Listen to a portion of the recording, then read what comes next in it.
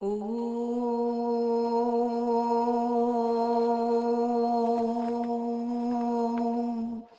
शान्तिः।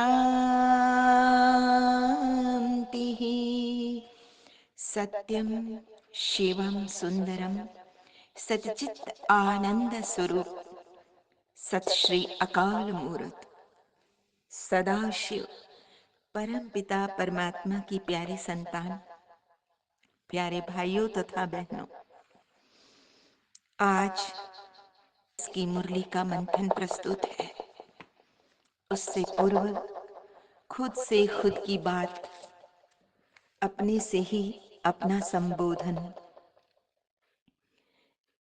ऐसा सो शिव की याद बिना चलते रहना किस काम का है। मेरे प्राणों प्रभु के प्यार बिना तन में रहना बस नाम का है। दुनिया में लाखों आते हैं, आते और जाते रहते हैं, पर अमर है जो उपकार करे और दिल से सेवा करते हैं। मेरे मन ईश्वर के ध्यान बिना, मेरे मन ईश्वर के ध्यान बिना फिरते रहना किस काम का है। ऐसा सो शिव की याद बिना चलते रहना किस काम का है। मेरे प्राणों प्रभु के प्यार बिना तन में रहना बस नाम का है। जिन्हें ऐसी लगन लग जाए मुबारक हो उन्हें। आज बाबा ने कहा, मीठे बच्चे, ज्ञान धन का दान करने के लिए जो परम पिता परमात्मा ने आपको अकुट ज्ञान धन दिया है, उस अकुट ज्ञान धन का दान करने के लिए क्या विशेष प्रयास करना चाहिए। उसके लिए बाबा ने कहा है कि विचार सागर मंथन करो। मनन और मंथन करना अनिवार्य है। जीवन का अभिन्न अंग बना लो उसे, क्योंकि उससे सेल्फ डिसिप्लिन आएगा। तो बाबा हमें सेल्फ डिसिप्लिन सिखाते हैं। बाबा कहते मंथन करो तो क्या होगा? धारणा होगी और दान करने का शौक रखो। जब दान करने का शौक रखेंगे तो मंथन अंदर चलता ही रहेगा। आज का प्रश्न है, ज्ञान मार्ग में सदा अपने को तंदुरुस्त रखने का साधन क्या है? क्योंकि बाबा चाहते हैं कि मेरे बच्चे तंदुरुस्त हो। तो बाबा ने कहा, जो ज्ञान का घास अर्थात जो मुरली मिलती है, उसे अपनी बुद्धि में धारण करके अर्थात उसे खाकर, उसे ग्रहण करके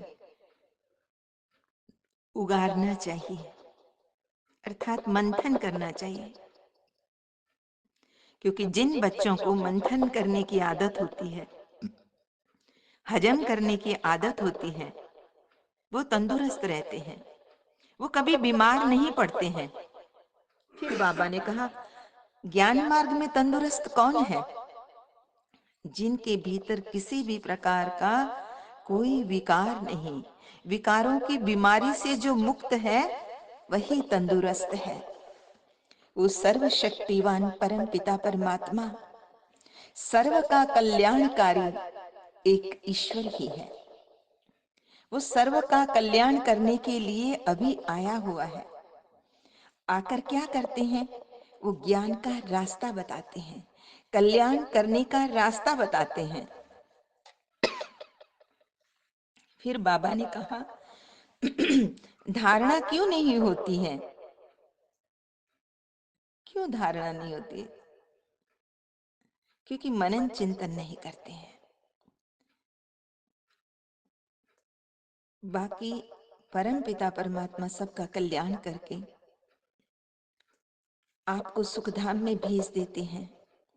अन्य आत्मा शांति धाम में रहती हैं। बाबा कहते हैं कि ये सब चीजें आप जानते हो अभी, लेकिन फिर भी बुद्धि में से खिसक जाती हैं और खिसकने के कारण धारणा नहीं होती है।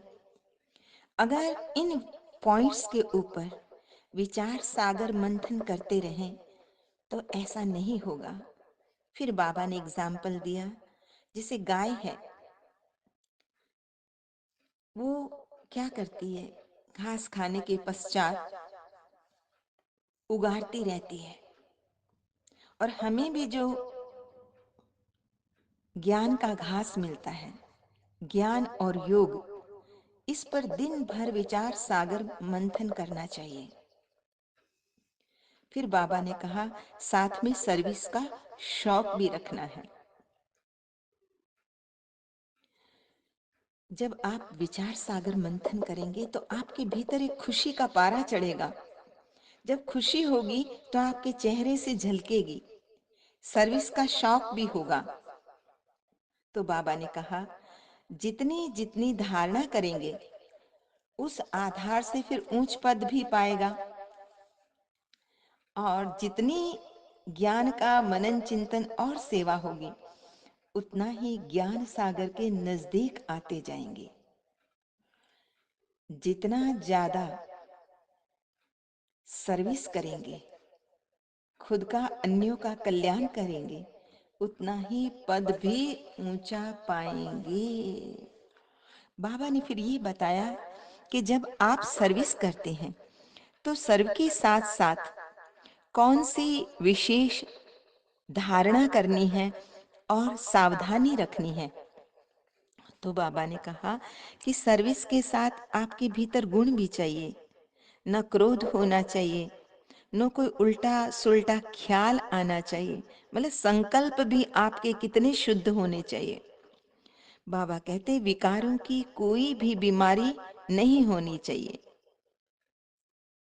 बाबा कहते हैं जिनमें विकार कम है वो तंदुरुस्त है। वो तो देवताओं और असुरों की लड़ाई दिखाते हैं ना। तो बाबा कहते हैं अब हमारी लड़ाई तो 5 विकारों रूपी असुरों से है।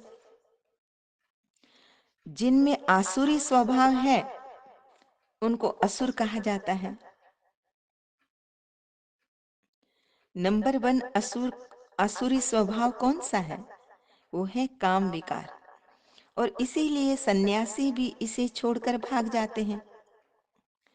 तो अभी क्या करना है हमें? इन आसुरी अवगुणों को छोड़ने में मेहनत जरूर लगती है, लेकिन ये पुरुषार्थ जरूर करना है। घर गृहस्थ में भी रहना है, परंतु आसुरी स्वभाव छोड़ना है। फिर बाबा ने कहा पवित्र जरूर बनना है। क्यों पावन बनने पर इतना जोर देते हैं ब्रह्मा कुमार कुमारी ईश्वरीय विश्वविद्यालय में? क्योंकि पावन बनने से ही जो सर्व की मनोकामना है, मुक्ति मिल जाए, तो वो जीवन मुक्ति मुक्ति इस पवित्रता से ही मिलती है। फिर बाबा ने कहा, इसलिए बड़ी सावधानी रखनी है, उल्टी सुल्टी बातें ना तो एक दूसरे से सुननी है, ना एक दूसरे के कान से निकालनी है। बाबा कहते, मैं तुमको बहुत अच्छी बातें सुनाता हूँ, और वो क्या है जो आपने दूसरों को सुनानी है? सबसे पहले जो सभी उस परमात्मा को याद तो करते हैं परंतु पहचानते नहीं हैं, तो परिचय देना है। सबसे पहले परम पिता परमात्मा का सत्य परिचय देना है और कहना है कि सिर्फ उसे ही याद करो। वो जानते हैं, परमात्मा की तरफ इशारा भी करते हैं कि वही कल्याणकारी है, ऊपर रहता है, परंतु हम आत्माएं भी वहां से आई हैं, ये भूल जाते हैं। बाबा कहते हैं, ये कपड़ा रूपी जो शरीर है, शरीर रूपी कपड़ा गल गया है। सतयुग त्रेता में बहुत अच्छा वस्त्र था, अब तो ये वस्त्र सड़ गया है। तो इसलिए बच्चों को पावन बनकर वापिस जाना है। कहाँ जाना है? जहां से आए हैं वहां जाना है। जैसे नाटक में एक्टर अपने टाइम पे आता है और वापिस जाता है, ठीक वैसे बाबा ने कहा ये भी बेहद का ड्रामा है।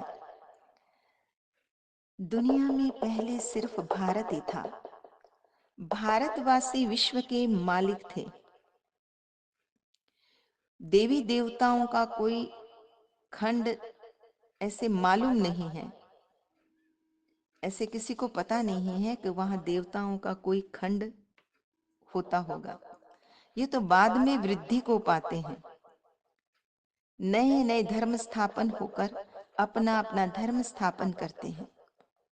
बाकी वह कोई सदगति तो नहीं ना करते, क्योंकि भारत ही विश्व का मालिक था और कोई वहां थे नहीं।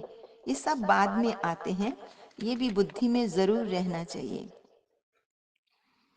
और बाबा ने कहा ये ड्रामा अनादि है, इसे ही ईश्वरीय कुदरत कहा जाता है। बाबा समझाते हैं, मीठे मीठे बच्चे, थोड़ी में राजी मत हो जाओ। जो ज्ञान परम पिता परमात्मा देते हैं, उस ज्ञान सागर को हप कर जाओ, जीवन में धारण करो, अच्छी सर्विस करो। ये लक्ष्मी और नारायण भारत में ही राज्य करके गए हैं ना, महिमा तो बहुत है। प्राचीन देश भी भारत माना जाता है। भारत में पवित्र देवियां थी, तो बाप तो बिल्कुल सिंपल करके पढ़ाते हैं। बाबा अच्छे कर्म करना भी सिखाते हैं, क्योंकि अच्छे कर्म करके ऊंच पद पाओ, यही परमात्मा की शिव भावना है। क्योंकि मनुष्य इस संसार में, इस कर्म क्षेत्र में रहकर ही कर्म विकर्म करता है, और वो बाप, वो पिता कर्मों की गति को जानता है। तो जैसा कर्म हम करेंगे वैसा फल मिलेगा, तो इसलिए बड़ी सावधानी रखनी है। फिर बाबा पुनः कहते हैं, आप जितना ज्ञान का मंथन करेंगे उतनी आपकी धारणा पक्की हो जाएगी, तो खुशी का पारा भी बहुत चढ़ेगा, सर्विस भी बहुत होगी। इसलिए तुम बच्चों को क्या करना है? बहुतों को पैगाम देना है। तुम पैगंबर के बच्चे पैगंबर हो, देखो ये याद रखना है। तो आज बाबा ने वरदान दिया है, सदा अपने पवित्र स्वरूप में स्थित रहकर गुण रूपी मोती चुगने वाले होली हंस बनो। बाबा कहते हैं, आप होली हंसों का स्वरूप है, पवित्र, और कर्तव्य है सदैव गुणों रूपी मोती चुगना। अवगुण रूपी कंकर कभी भी बुद्धि में स्वीकार न हो, लेकिन इसका कर्तव्य को पालन करने के लिए सदैव एक आज्ञा याद रहे कि न बुरा सोचना है, न बुरा सुनना है, न बुरा देखना है, नहीं बुरा बोलना है। जो इस आज्ञा को सदा स्मृति में रखते हैं, वो सदा सागर के किनारे पर रहते हैं। हंसों का ठिकाना है ही सागर, तो तुम हंस वृत्ति वाले बच्चे हो। बाबा हमें हंस बुद्धि बनाते हैं। आज का स्लोगन है, चलते फिरते फरिश्ता स्वरूप में रहना। चलते फिरते फरिश्ता स्वरूप में रहना, यही ब्रह्मा बाप की दिल पसंद गिफ्ट है। बाप को यही गिफ्ट देनी है कि सारा दिन हर कर्म फरिश्ते स्वरूप में करना है। अच्छा, मीठे मीठे सिकिल दे बच्चों प्रति माता पिता बाप दादा का याद प्यार। Good morning. रूहानी बाप की रूहानी बच्चों को नमस्ते। हम रूहानी बच्चों की रूहानी माता पिता बाप दादा को याद प्यार, गुड मॉर्निंग और नमस्ते। सदा रहो हंसते, कहीं नहीं फंसते, बन जाओ फरिश्ते, बांध लो अपने बस्ते, चलो प्रभु के रास्ते। वाहेगुरु जी का खालसा, वाहेगुरु जी की फतेह। बोल साचे दरबार की जय। लोका समस्ता सुखिनो भवन्तु, लोका समस्ता सुखिनो भवन्तु, लोका समस्ता सुखिनो भवन्तु।